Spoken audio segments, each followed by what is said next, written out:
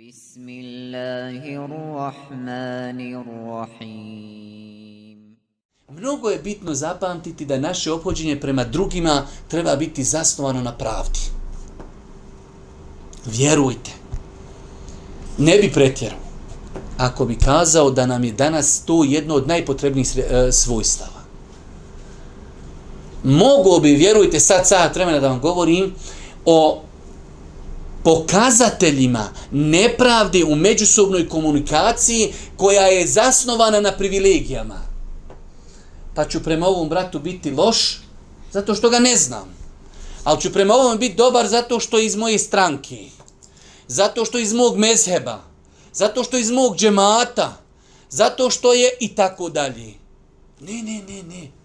Moramo se ljudi odgajati. Nek se ljuti ko hoće. Nek razumije ko hoće.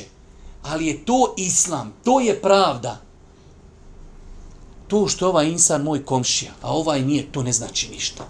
To što je ovaj musliman, ovaj neki tamo nemusliman, ne znači da mogu ovog muslimana prevariti i napraviti mu zulum. Nikako.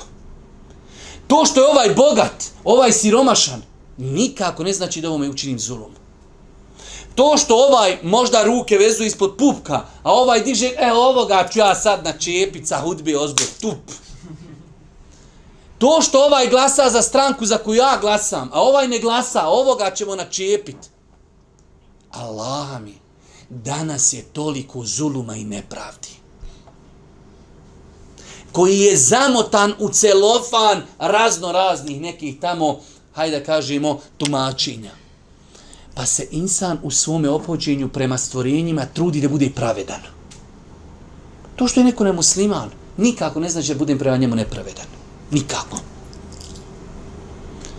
To što neko ne razmišlja kao ja, to što neko nije istog mezheba kao ja, to što neko ne ide na ista predavanja gdje ja idem, to što neko nije istog političkog razmišljanja kao ja, to mi nikako ne daje za pravo da ga gibetim, da lažim na njega, da ga potvaram, da mu ulazim u srce.